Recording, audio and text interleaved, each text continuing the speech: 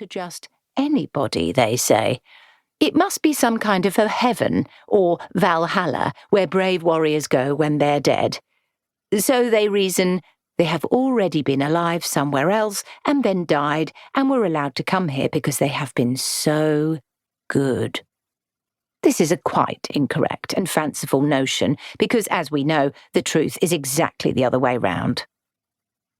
There is not a great deal of mourning when a Feegle dies, and it's only because his brothers are sad that he's not spent more time with them before going back to the land of the living, which they also call the last world. Habits and habitat. For choice, the clans of the Nakmak live in the burial mounds of ancient kings, where they hollow out a cosy cavern amongst the gold. Generally, there will be 1 or 2 thorn or elder trees growing on it. The Feegles particularly like old, hollow elder trees, which become chimneys for their fires. And there will, of course, be a rabbit hole. It will look just like a rabbit hole. There will be rabbit droppings around it, and maybe even a few bits of rabbit fur if the Feegles are feeling particularly creative. Down below, the world of the Feegle is a bit like a beehive, but with a lot less honey and a lot more sting. The reason for this is that females are very rare among the Feegle. And perhaps because of this, Feegle women give birth to lots of babies very often and very quickly. They're about the size of peas when born, but grow extremely fast if they're fed well. Feegles like to live near humans so that they can steal milk from cows and sheep for this purpose. The queen of the clan is called the Kelder, who, as she gets older, becomes the mother of most of it. Her husband is known as the big man. When a girl child is born, and it doesn't often happen, she stays with her mother to learn the Hidlins, which are the secrets of Keldering. When she is old enough to be married, she must leave the clan, taking a few of her brothers with her as a bodyguard on her long journey. Often she'll travel to a clan that has no Kelder.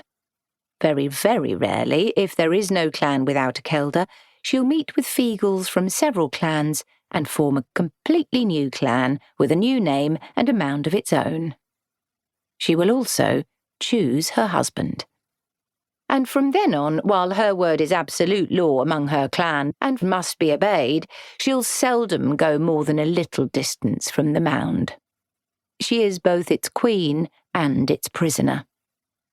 But once, for a few days, there was a Kelder who was a human girl. A Feegle glossary, adjusted for those of a delicate disposition. Big jobs. Human beings. Blethers. Rubbish, nonsense. Carlin. Old woman. Cludgy. The privy. Crivens. A general exclamation that can mean anything from "my goodness" to "I've just lost my temper and there is going to be trouble." Dree or my, his, her, weird, facing the fate that is in store for you, me, him, her. Geish. A very important obligation, backed up by tradition and magic. Not a bird. Eldritch. Weird, strange. Sometimes means oblong too, for some reason. Hag. A witch of any age. Hagging, haggling. Anything a witch does. Hidlins. Secrets. Muddlin. Useless person. Pisht. I am assured that this means tired. Scunner, a generally unpleasant person. Scuggan, a really unpleasant person. Ships, woolly things that eat grass and go bar, easily confused with the other kind. Spavey, sea muddlin. Special sheep liniment, probably moonshine whiskey, I am very sorry to say. No one knows what it'd do to sheep, but it is said that a drop of it is good for shepherds on a cold winter's night and for Feegles at any time at all. Do not try to make this at home. Waily, a general cry of despair.